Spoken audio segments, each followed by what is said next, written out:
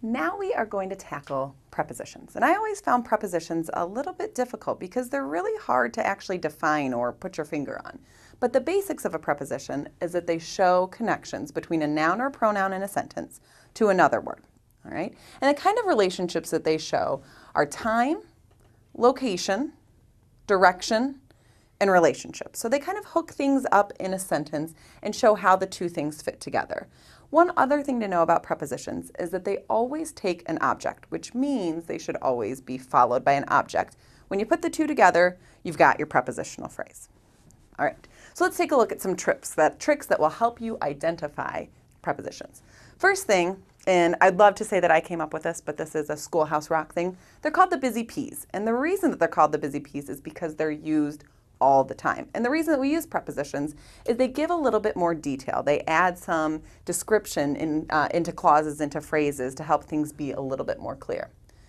Like I said, they're often difficult to find. Not only the actual word preposition, but when we look at some of these example words, after, as, before, at, above, any of these things, if someone asked you to actually define one of these words, it's a little bit difficult. So that's one key that you might be looking at a preposition. And like I said, they always take an object. So if we take a look at these two example sentences, the parking lot was full of cars. We've got one preposition here, the word of, and it's showing the relationship between these cars, which is the object of the preposition of, to the rest of the sentence. All right. If we take a look here, we've got the sentence, I drove around looking for a parking spot. Now on first glance, the sentence looks like it's got two prepositions here. We've seen the word around, and that kind of shows the relationship of direction. And we've seen the word for, all right? But we've got to double check here. So if we have this word for and we think it's a preposition, we've got to make sure it takes an object. And it does. It takes the object, a parking lot, that's an item after it, and it connects the parking lot to the rest of the sentence. Our other gut instinct may be to look at the word around.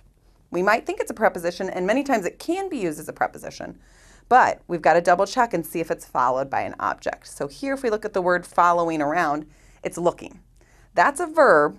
There's no object there. So actually here, around is being used as an adverb describing the way somebody drove. So we've got to be careful with some of those tricky ones.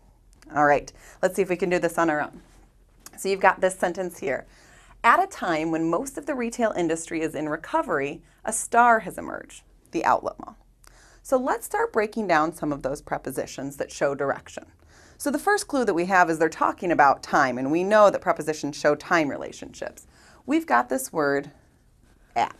All right, it's a hard word to define, and it's followed by an object, a time. So if somebody asked you about this prepositional phrase, you would tell them the phrase is at a time. All right, so there's our first preposition. Moving on, we've got when most of the retail industry. All right, of is another one of those words that shows relationship. All right, its object is the retail industry. So we've got another prepositional phrase there. In shows that relationship, and it's in recovery, followed by an object, so we know that's a preposition. And we've got all those there. So now you can take a look at how these different words that's hard to put kind of your finger on and describe what they actually are, but ones that do a lot of work and show a lot of relationships, you can nail them down now as prepositions.